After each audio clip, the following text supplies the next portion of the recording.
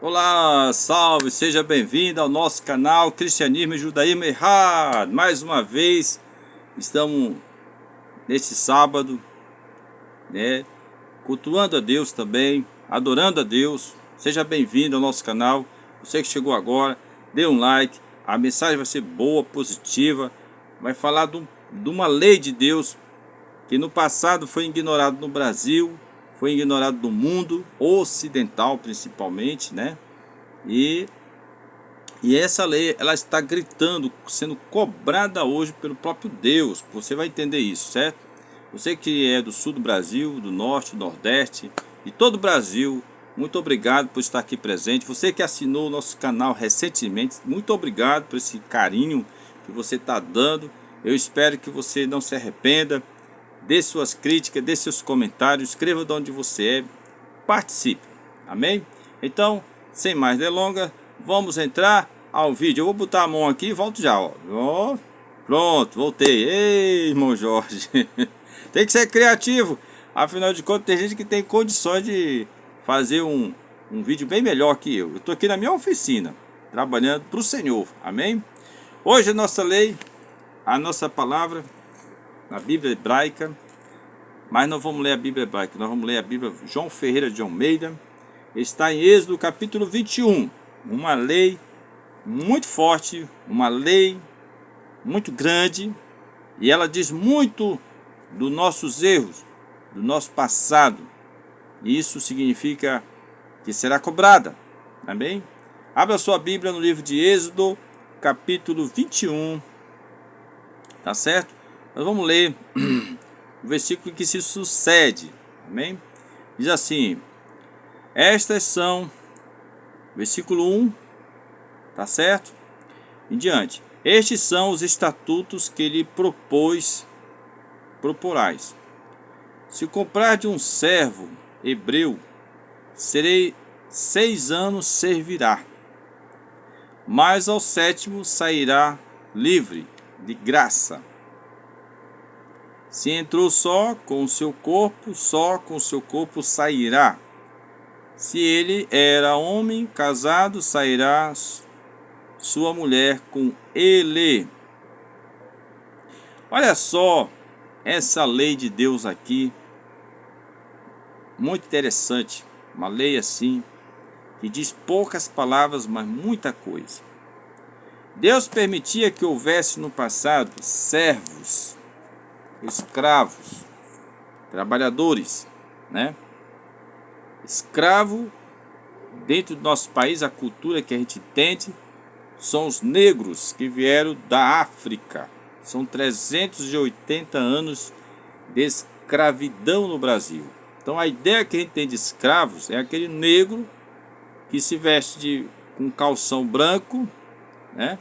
Que trabalha duro, do começo ao fim, dorme em senzala, acorrentados, eram torturados, eram maltratados. Se quisessem fugir. Imagine um trabalhador que quer fugir do seu trabalho, porque a coisa boa ali não é. As coisas ali não estão bem. Mas nessa época, eu estou falando que a gente, quando lembra da palavra escravo, trabalhador do passado, 380 anos, temos essa mancha da dura escravidão no Brasil. Mas agora nós temos uma lei de Deus que tem mais de 3.000 anos. 3.000 anos. Numa época de selvageria, numa época de um conhecimento rude, limitado. O homem não conhecia muito a ciência, a astrologia. Tinha conhecimento de astronomia, astrologia, matemática, mas comparado ao que se sabe hoje, era um tempo de escuridão, uma névoa mais ou menos. Agora Deus coloca uma lei que é uma luz para o seu tempo. Se um homem for comprado como escravo, aqui ó, se comprares um servo hebreu, 6 anos, veja, 6 anos servirá. Você comprou o servo, 6 anos ele servirá. Quando se comprava um escravo do Brasil, ele não tinha liberdade. O único prazo de validade é ele morrer.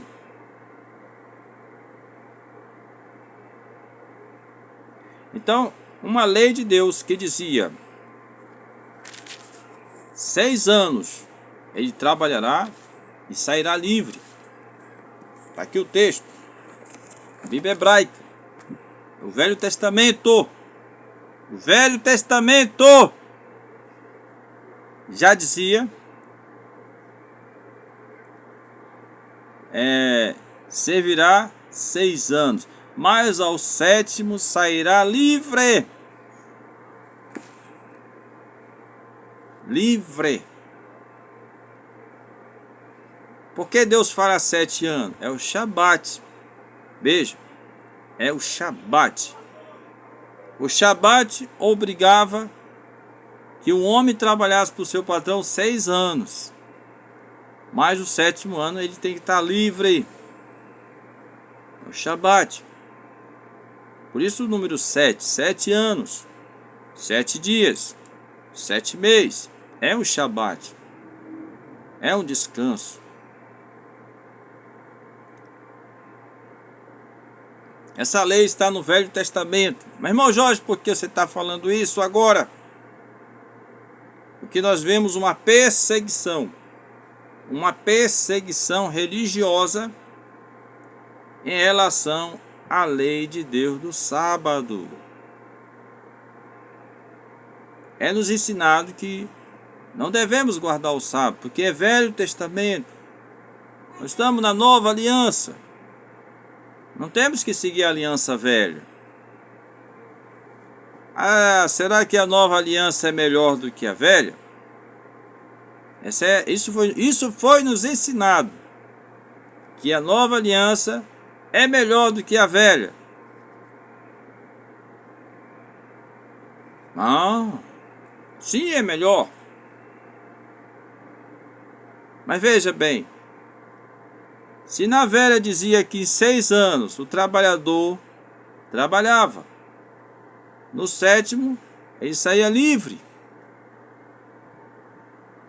Aí o que você há de esperar da nova aliança? Talvez que ele trabalhe 5 anos e no 6º ano saia livre. Tem que ser melhor? Mas o que foi que a igreja ensinou os ocidentais, os europeus, convertidos em cristianismo, aqueles europeus e cristãos que hoje nós chamamos Portugal, Espanha, Inglaterra, França, Alemanha, seguiram a doutrina de que o Velho Testamento não é mais para ser obedecido, porque nós temos uma nova aliança. E essa nova aliança tem que ser melhor do que a primeira. E se você ver as cartas de Paulo no Novo Testamento, você vai ver que é assim que nos é ensinado. Que nós estamos diante de uma nova aliança, uma aliança melhor. Mas, para nossa surpresa, os ocidentais, os imperialistas romanos, divididos em vários países europeus, tomavam pessoas, compravam escravos por cachaça, por espada, por coisas besteiras, e o coitado servia até a morte. Jogavam eles no navio negreiro, que os europeus, Suíça, Inglaterra, patrocinavam esse transporte. A Inglaterra, a Suíça, viu?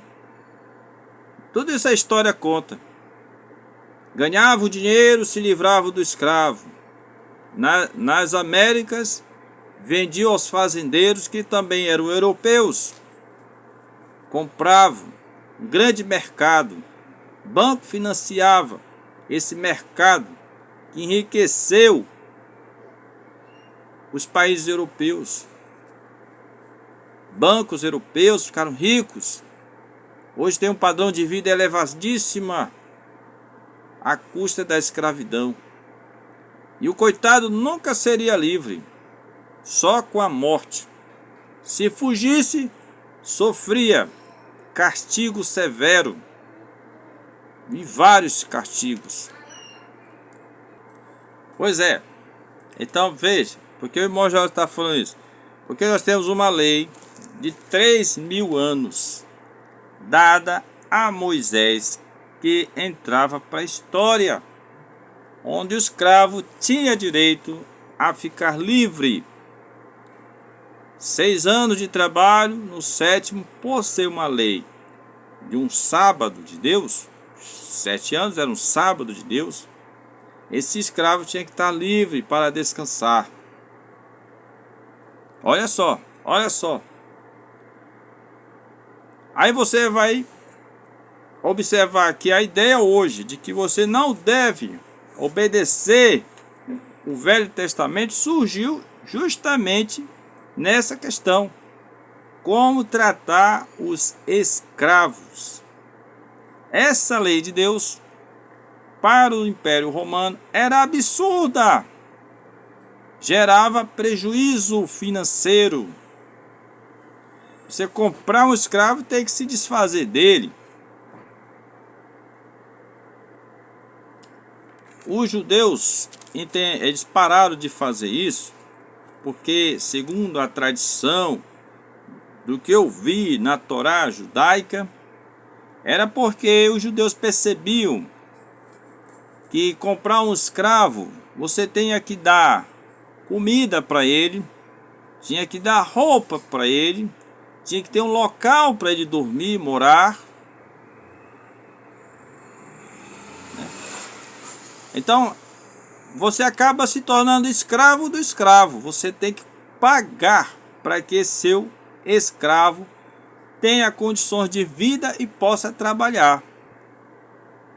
Então eles entenderam que não era lucro. Por isso eles baniram um pouco esse trabalho. Mas não foi assim tão rápido não. Durante séculos e séculos essa lei prevaleceu. Aí você gasta com aquele escravo, dando roupa, dando comida, dando casa para ele morar. Quando chegava no 7º ano, você tinha que mandar ele embora e todo o teu investimento na vida daquele escravo ia junto com ele. Alguns acharam isso absurdo. Ainda tinha o ano do jubileu, que era com 49 anos, quando se completasse 50 anos, também todos deveriam ser livres. Era a lei de Deus. A destruição do templo, o primeiro templo, no dia de Jeremias, o profeta, ele lá cita que os ricos abandonaram a lei de Deus. Quando chegou nesse 50º ano, ano do jubileu, eles não perdoaram as dívidas dos seus devedores e não libertaram os seus escravos. Libertaram, mas foram atrás, balançou aqui, e obrigaram eles a trabalhar. Então, depois, quando eles mostraram total de respeito à lei de Deus, o que Deus fez? Trouxe Babilônia e destruiu a cidade. Acabou com a sua riqueza local. Os expulsou, os levou como escravos para outra terra. Como Deus havia prometido no livro de Moisés. Quando eles desobedecessem às leis de Deus, a fúria de Deus seria tão terrível, que os arrancaria da terra e os levaria para longe. Eita, irmão Jorge, eita, meu Deus do céu.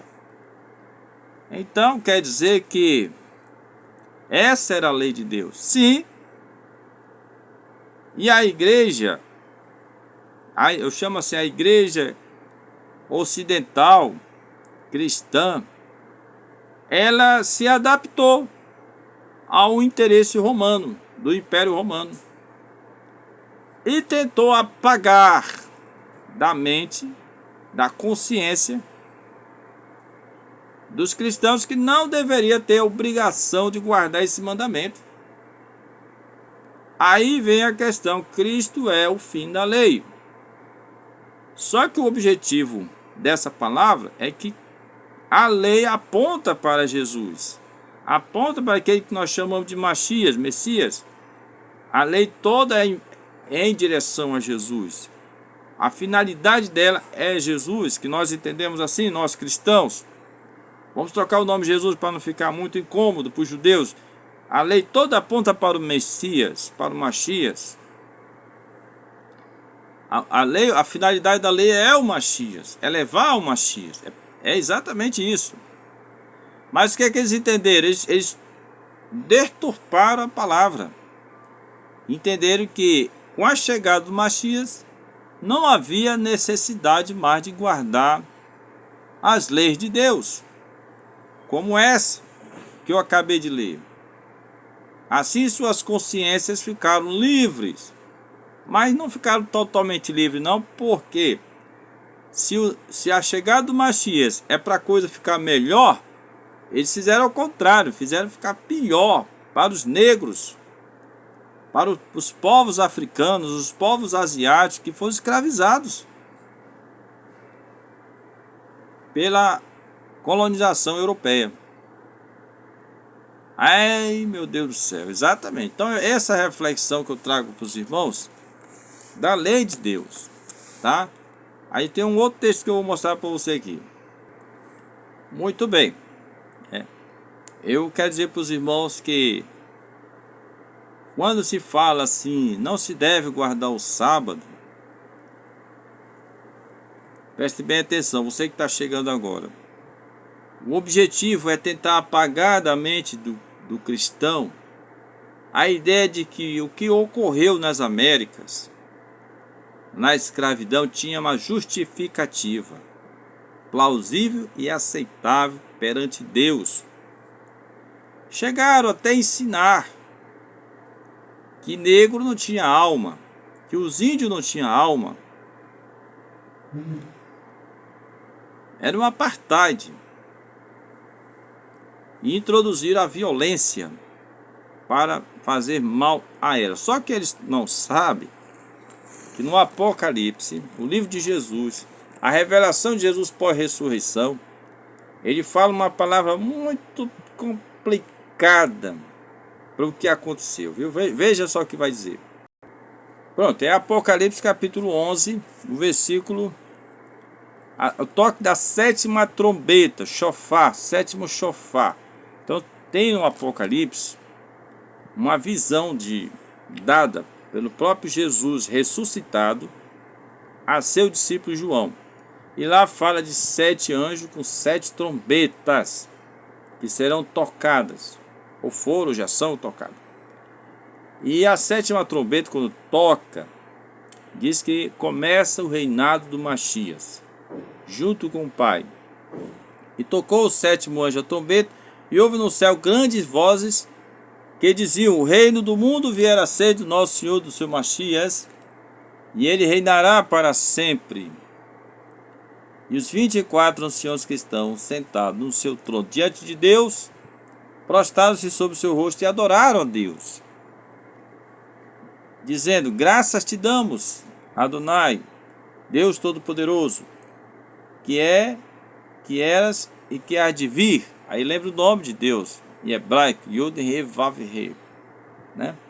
Que tomaste o teu grande poder e reinaste. Aí o versículo 18 diz: iraram-se as nações, e veio a tua ira e o tempo dos mortos para que sejam julgados. Os mortos serão julgados. E o tempo de dar o galardão aos profetas, aos teus servos, aos santos, aos que temem ao teu nome, a pequenos e a grandes, e para destruir os que destroem a terra. A revelação de Jesus. E abriu-se no céu o templo de Deus do céu. E a arca do seu concerto foi vista no seu templo. A arca do concerto, a arca da aliança, foi vista no seu templo. E houve relâmpago e vozes e trovões, terremoto e grande saraiva. Esta visão de Jesus, você judeu que não conhece a história do Apocalipse, livro do Senhor Jesus, dado depois que ele morreu, depois da destruição do templo, foi dada essa revelação. E nessas palavras, veja que Jesus mostra aos seus servos, os que seguem a Jesus, que a arca da aliança, a arca do concerto, que foi feita com Moisés, ela está presente no céu, e estava no tempo de Moisés. E agora ela está ainda no tempo de Jesus. E Jesus está querendo dizer assim, o que foi feito nos dias de Moisés não foi interrompido, prevalece. E o que é que tem dentro da arca da aliança? Você pensa que Deus está dando valor a uma caixa de madeira revestida de ouro, com um desenho artístico de dois anjos que ficam olhando para a tampa? É isso que Deus está dando valor? Porque isso é uma tipificação de coisas profundas. Mas o que é que tem dentro da arca, senão as leis de Deus, que Deus deu a Moisés em pedra, a escrita sagrada, a voz que Deus falou no ouvido dos judeus, no Monte Sinai, estava dentro da arca. E agora Jesus mostra que a arca da aliança prevalece no céu. Ou seja, aquilo que nós rejeitamos hoje no nosso mundo cristão, ainda está de pé lá no céu, vista por Jesus e mostrada a seu discípulo João. Então, Jesus revela que não mudou nada. Ele veio, assumiu e foi entronizado e acabou o passado. Não acabou nada. Quem ensina isso está enganado. Porque se o passado tivesse sido acabado, não tinha essa arca lá no céu, que simboliza a arca que estava na terra, e que dentro da arca está as leis de Deus, dada a Moisés. Também está no céu. E o Senhor Jesus, que nós chamamos de Messias, ele zela dessas leis. Ai. Olha, você padre, olha onde você se meteu. O passado acusa. Não, mas a igreja naqueles dias protestou lá na Europa, porque aqui nas Américas esse protesto não valia nada. Prevalecia a ordem do rei, né? A ordem do rei. Mas isso não foi por 60 anos, não. Foi 380 anos. 380 anos. Era impossível esses crimes que ocorreram aqui no Brasil e nas Américas serem despercebidos lá na Europa. Era escancarado o que se fazia aqui, né? Portugal chamava os quinto dos infernos, que já tinha primeiro, segundo, terceiro e quarto. O lugar de escravidão era um inferno na vida do escravo. Agora, nesse texto que eu acabei de ler, também diz, com a chegada do Messias, com a chegada do Senhor, os mortos serão julgados. Ai, meu Deus do céu. Seus pecados, suas maldades, suas malícias serão julgados pelo que fizeram aos negros e aos índios, os habitantes originais dessas terras das Américas. Vem lá da América do Norte até a América do Sul. Está envolvido aí umas gerações e gerações de cristãos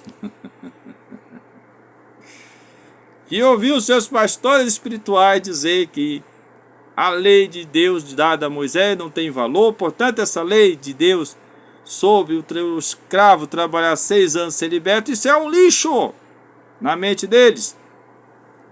Isso é um lixo. Empregada doméstica ter folga é um lixo. Tem gente que ainda pensa assim. Paga pouco para que o trabalhador viva hora extras demais e não tenha vida. Não vou entrar nesse mérito aqui agora. Mas eu quero dizer para os irmãos que o passado ainda está sendo cobrado hoje. E o que foi feito para corrigir o passado? Isso conta também. Foi feito alguma coisa? Olha lá, eu não vou entrar nessa questão, que eu não serei juiz. Mas o passado será cobrado. Aí você diz assim, mas o passado, os mortos estão mortos. Deus vai julgar lá no mundo dos mortos. Será que é assim? Olha, irmão, você tem que prestar atenção. Tem gente que não conhece a Bíblia. Lê pouco. E quando lê, não medita. Sempre Deus deixa para cobrar na 3ª e na 4ª geração. Né? Às vezes, ele deixa o pecado se acumular a um ponto que quando chega no topo de, olha, daqui para agora é hora de corrigir. Aí ele entra para corrigir. Isso Deus fez com Canaã. Quando levou Moisés e o povo de Israel, Josué invadiu aquelas terras, matou 31 reinos, mais ou menos.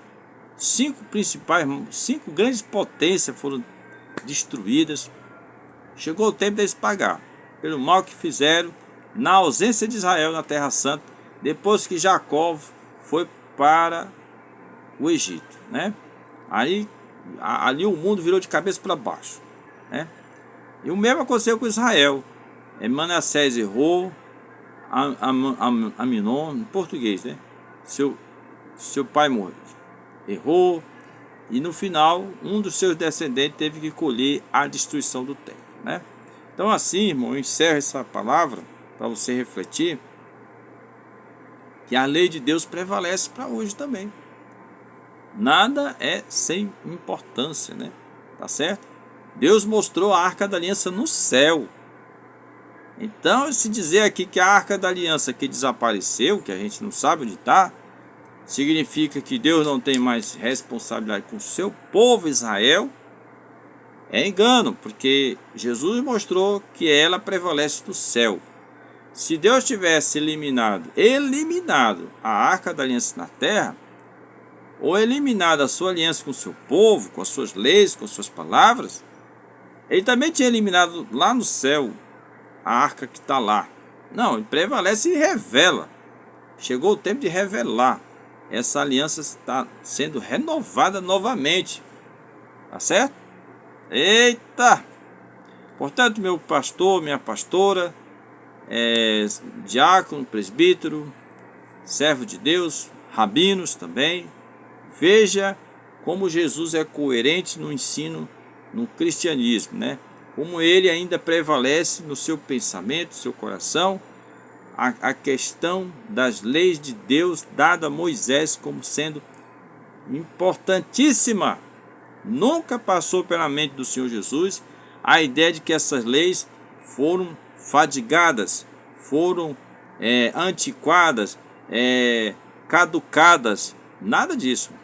Para o nosso Senhor Jesus, elas prevalecem. E é em cima delas que todos os povos da terra serão julgados. Amém?